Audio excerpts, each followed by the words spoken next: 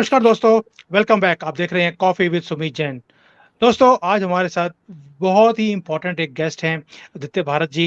He is from Gujarat. ये supreme court में practice करते हैं एंड जो ये प्रोविजंस गवर्नमेंट चेंज करने की बात करती है या वो एक लॉ लेकर आ रही है, उसके ऊपर डिटेल में डिस्कशन करने के लिए he is so nice of you of coming here. आपने टाइम दिया। Thank you so much Aditya ji. Thank you for having me. Aditya ji, ये जो गवर्नमेंट ने आज 200 साल पुराना जो ये लॉज को चेंज करने की जुडिशियल सिस्टम में चेंजेस लेके आने की बात करती है, ये इसकी ज़रूरत क्या पड़ी एकदम से? अभी 200 साल तक तो हमें सोए रहे। What is happening?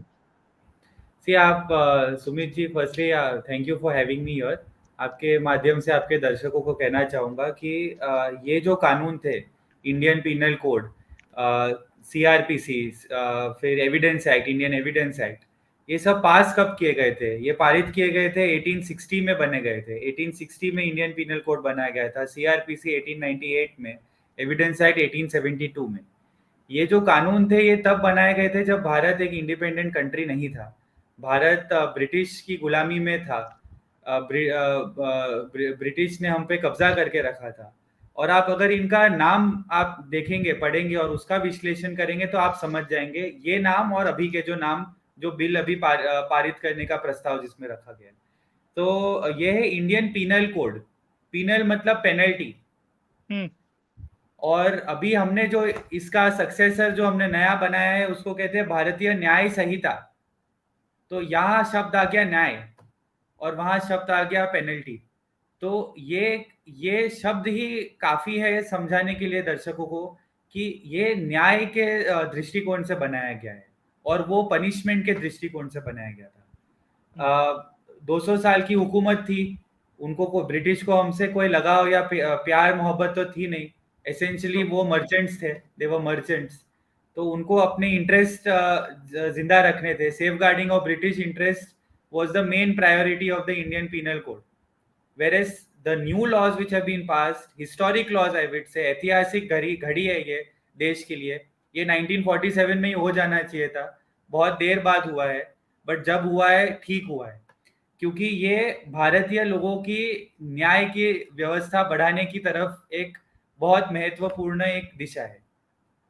Aditya ji, देखिए, मैं हमेशा बोलता हूँ कि जो नाम है, वो बड़ा इम्पोर्टेंट है। जैसे ये नाम ही था इंडियन पीनल कोड, जैसे आपने बिल्कुल सही कहा, criminal code, they are like वो पहले ही डिक्लेयर्ड है कि इसको पेनल्टी भी लगानी है और ये क्रिमिनल भी है। तो ऊपर से इंडियन नाम सब बीच पे। हमारा ओरिजिनल नाम भारत है। कहीं न कहीं जो ये अमृत काल का टाइम बोलते हैं मोदी जी, कि हमें वापस अपना जो नाम है, अपनी पहचान है, उसको वापस लेके आना है, इसलिए भारत नाम दिया। साथ में न्याय वर्ड यूज़ किया, जैसे आपने बताया न्याय वर्ड है, सुरक्षा है। 2 डिपार्टमेंट ऐसे हैं जहाँ पर हमें जाने से डर लगता है। एक तो आपका डिपार्टमेंट है, जहाँ पे न्याय मिलता नहीं है, जो लोगों के परसेप्शन है एक।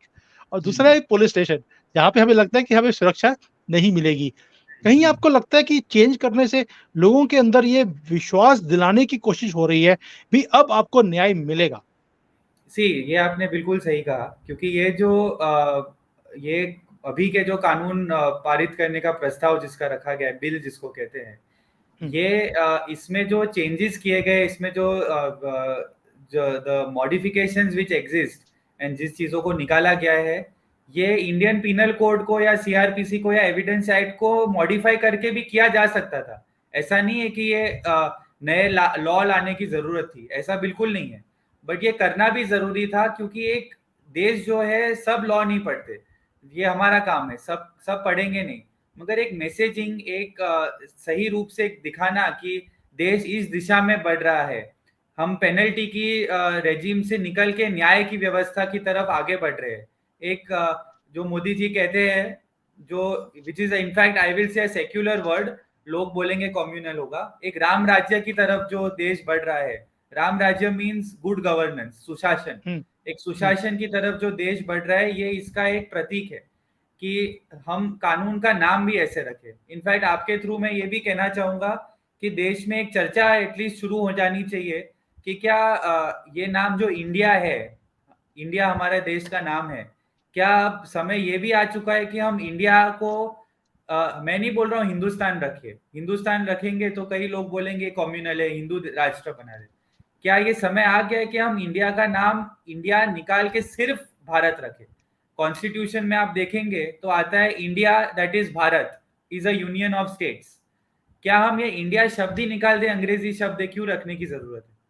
तो ये एक सोच विचार का विषय है। दूसरा विषय है ये आज की विषय में ये लंबा हो जाएगा, लेकिन ये सोच ये एक चर्चा शुरू हो जानी चाहिए हमारे देश में। आदित्य जी, मैं ऑलरेडी अपने वीलॉग्स के अंदर ये चर्चा शुरू कर चुका हूँ, तो थैंक यू सो मच, आपने उसको सपोर्ट भी कर दिया आज। लेकिन दैट इज एक चीज़ ग्रेट, बताइए आई मुझे, वाज़न्ट। अ, जैसे अभी हमने देखा कि कोई भी लॉज़ गवर्नमेंट लेके आने की कोशिश करती है, कोई भी प्रावधान लेके आई है, लेकिन जो हमारे माई लॉर्ड्स हैं, वो बीच में आ जाते हैं, उसको रुकवा देते हैं, उसके ऊपर चर्चा शुरू हो जाती है। जैसे 370 था, गवर्नमेंट लेकर आई, उसके ऊपर आजकल चर्चा हो रही है क्योंकि कोई काम लगता नहीं उनके पास है, तो रोज़ की रोज़ एवरीडे हियरिंग हो रही है उसके ऊपर, इतना इम्पोर्टेंट मुद्दा है। आपको लगता है ये जो चेंजेस लेके आ रही है गवर्नमेंट, इसको भी माई लॉर्ड्स इसके ऊपर नोटिस लेंगे, उसके ऊपर भी चर्चा शुरू कर देंगे और फिर इसको इम्प्लीमेंट नहीं होने देंगे? हम इसको कानूनी रूप से पहले देखते हैं। एक तो ये सुप्रीम कोर्ट में उसी चीजों को आप चैलेंज कर सकते हो जिसका कानून पास हुआ हो। ये हुँ, फिलहाल ये बिल की स्टेज में है, तो ये पारित नहीं हुए हैं। इनफैक्ट पार्लियामेंट्री सिलेक्ट कमेटी को ये रेफर हो चुके हैं कि इस पे और विस्तार से चर्चा हो और सभी राजनीतिक दलों की से चर्चा हो। एक सर्वसहमति आए है। सरकार ये भी नहीं कह रही है कि हम जो लाए हैं, हमने जो संशोधन किए ये परफेक्ट है। सरकार कह रही है कि आप अपने भी व्यक्तित्व दीजिए इसमें। सभी राजनीतिक पार्टीज को भी बोला है और भारत के कॉमन सिटीजन्स को भी बोला है कि आपको भी इस कमिटीज के सामने प्रस्ताव रखने का मौका देंगे। तो ये कुछ इमीडिएटली पास होगा नहीं, इसमें समय लगेगा। ओके, और ये ऐसी चीज है नहीं जिसमें सुप्रीम कोर्ट नोटिस इशू कर सके, क्योंकि ये एक लेजिस्लेटिव एक्शन है सरकार का, जिसमें देर इज नथिंग, कुछ भी नहीं है जो कोई भी कह सके कि इसमें असंवैधानिक है।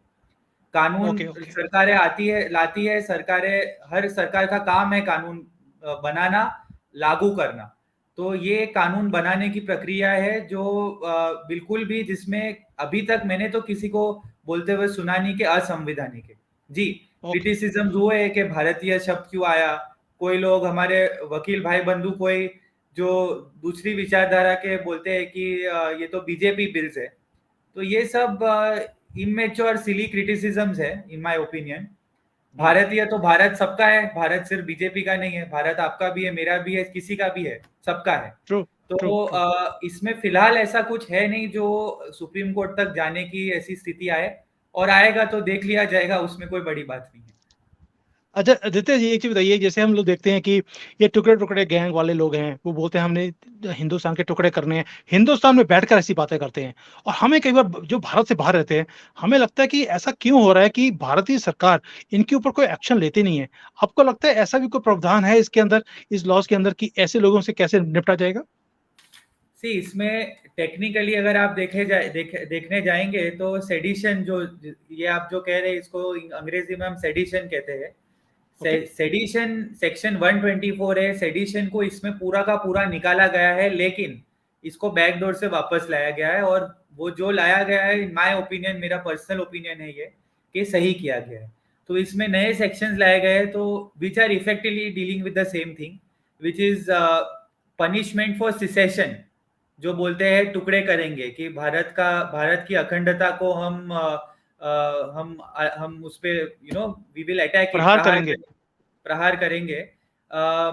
इस पे स्पेसिफिक प्रोविजंस है कि punishment for secession, punishment for armed rebellion, punishment for subversive activities. मतलब ये सब अलग अलग शब्द है अंग्रेजी के जो इफेक्टिवली सेम चीज बोलते, सेपरेटिस्ट एक्टिविटीज जो हुरियत और जमात सब करते थे कश्मीर में। अमित शाह जी ने हुँ, भी बीच में इसके बारे में कुछ बोला था। हुँ, तो हुँ, और ऑल एनी एक्टिविटीज जो भारत की अखंडता, दैट इज सॉवरेनिटी को, यूनिटी को, इंटेग्रिटी को अटैक करे, इन सब पे इस कानून में भी प्रावधान है। तो जी, ये बात सही है कि सुप्रीम कोर्ट में जो याचिका पेंडिंग थी सेक्शन 124 ए के ऊपर, उस याचिका को मॉडिफाई किया जाएगा शायद, और बोलेंगे कि ये जो नए प्रावधान है it is effectively bringing 124 A back. तो इसको भी आप देखिए कि वेदर ये संवैधानिक है या असंवैधानिक है। मेरा पर्सनल ओपिनियन ये है, सिंस आपने इसके बारे में एक जिक्र कर दिया, कि there is no country, there is no constitution if there is no India. True. There is no constitution, there is no country if there is no India. So if you say कि it is unconstitutional to question the identity and existence of India, then you are effectively saying there is no constitution. So ये एक oxymorons है, ये साथ में बैठ ही नहीं सकते हैं. ये मेरा पर्सनल ओपिनियन है. सुप्रीम कोर्ट के सामने याचिका पेंडिंग है, ज्यादा नहीं बोल पाऊंगा. यूनियन ऑफ इंडिया का मैं भी एक एडवोकेट हूँ भारत सरकार का, तो ज्यादा नहीं बोल पाऊंगा. सब जुडिस इश्यू है, कोर्ट के सामने है. लेकिन ये एक संक्षेप में बोलूंगा कि ये लाया गया है और इसमें कोई एम्बेरसमेंट नहीं है. कोई ये जो करंट मोदी गवर्नमेंट है उसमें कोई संकोच नहीं है कि इसको वापस लाया गया है. लाना जरूरी है, because as I repeat, there is no India, there is no constitution. If there is no constitution, if there is no India, so where is the question of something questioning the identity of India being called unconstitutional?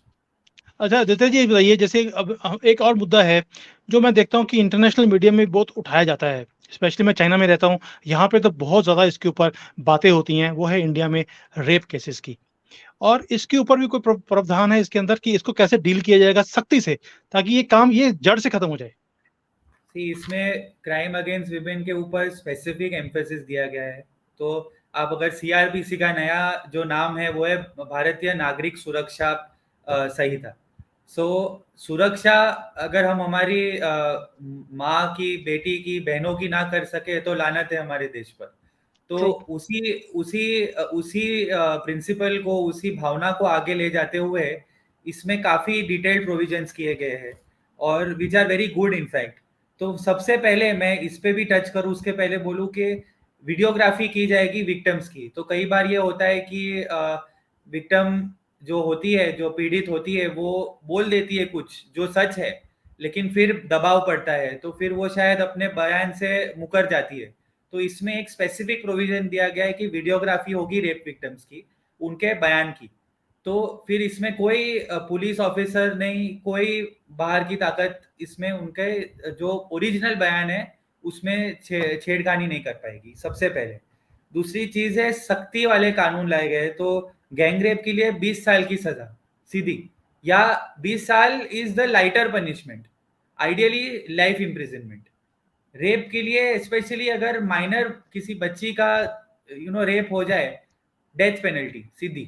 there is no punishment lesser than that.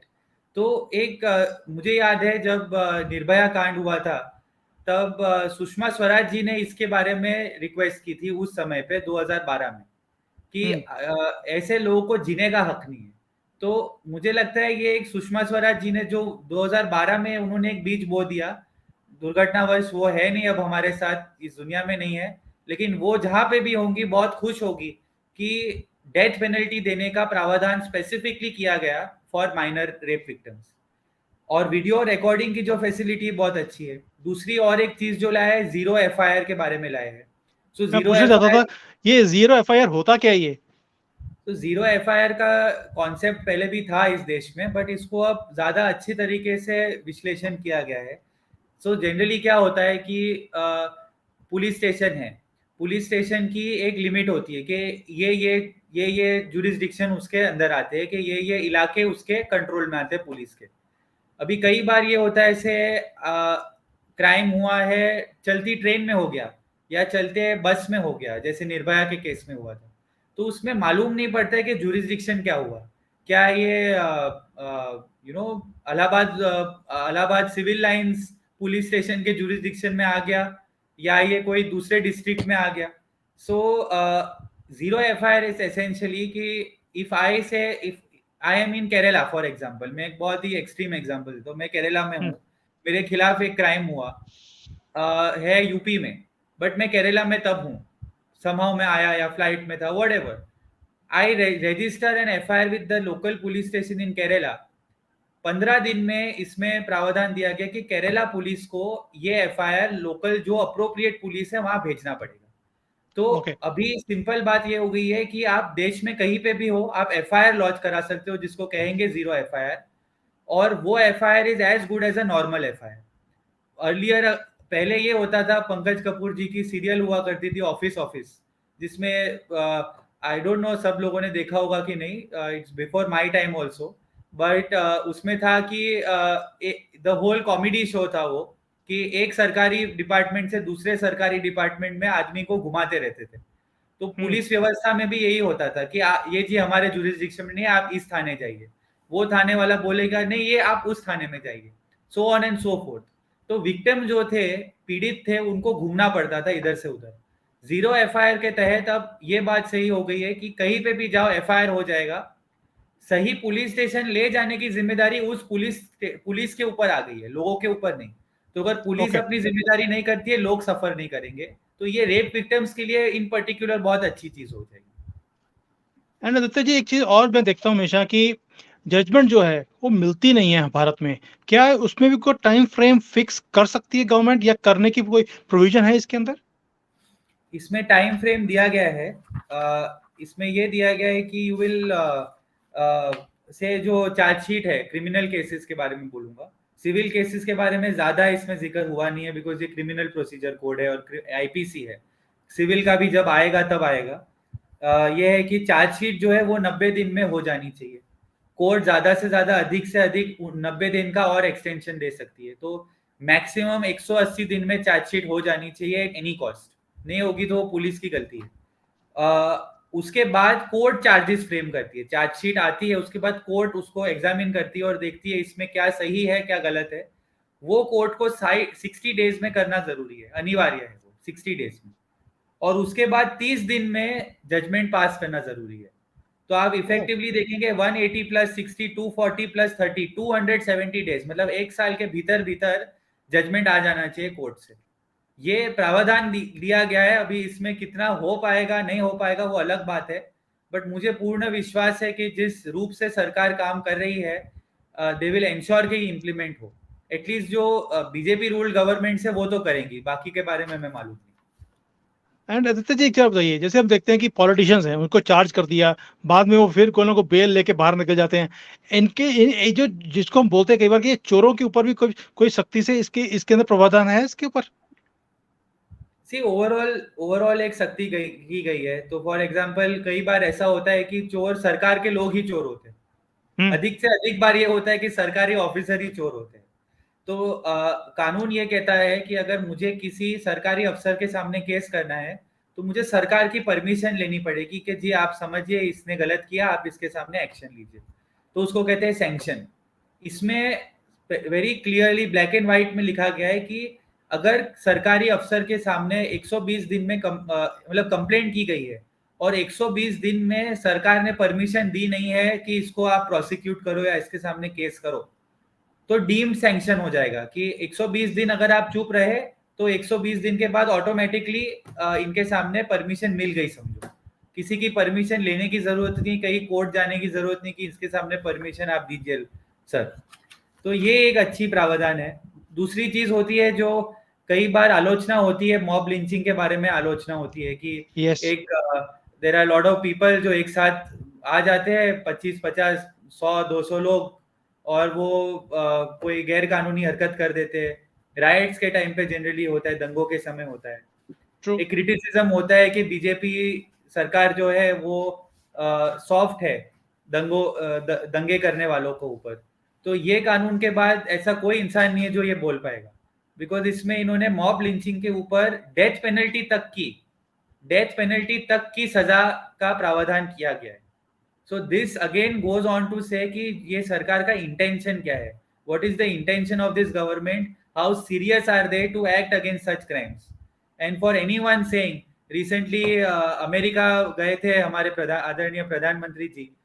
तब Obama जी जो पूर्व राष्ट्रपति थे America के, उन्होंने free है, अब क्या करें, फ्री है तो कुछ तो करना है रेलेवेंट रहने के लिए, तो उन्होंने कुछ चीजें बोली कि भारत सरकार जो है वो माइनॉरिटीज के सामने होते हुए क्राइम्स को जो दंगों में होते हैं उस पर सीरियस नहीं है। तो मोदी जी ने उस पर कुछ जवाब नहीं दिया। लोगों ने कहा मोदी जी को जवाब देना चाहिए था, बट मोदी जी ऐसे ऐसे व्यक्ति है जो जवाब मुंह से नहीं देते, वो अपने एक्शन से देते, कार्य से देते। हम्म। उन्होंने अमेरिका जा जाके मुश्किल से 1 2 महीना हुआ होगा, ये कानून का बिल लेके आ गए कि मॉब लिंचिंग कोई करेगा इकट्ठा होके दंगे करेगा तो उसको हम डेथ पेनल्टी देने की भी क्षमता रखते हैं। और क्या बात है। ये चीज मणिपुर को भी मद्देनजर रखते हुए की गई। कहा गया कि हम्म। प्रधानमंत्री जी बोल नहीं रहे थे, कुछ कह नहीं रहे थे, कम कह रहे थे। मैं कहता हूं कि कहने से कुछ नहीं होता है, कहने सुनने के लिए तो 130 करोड़ लोग हैं इस देश में।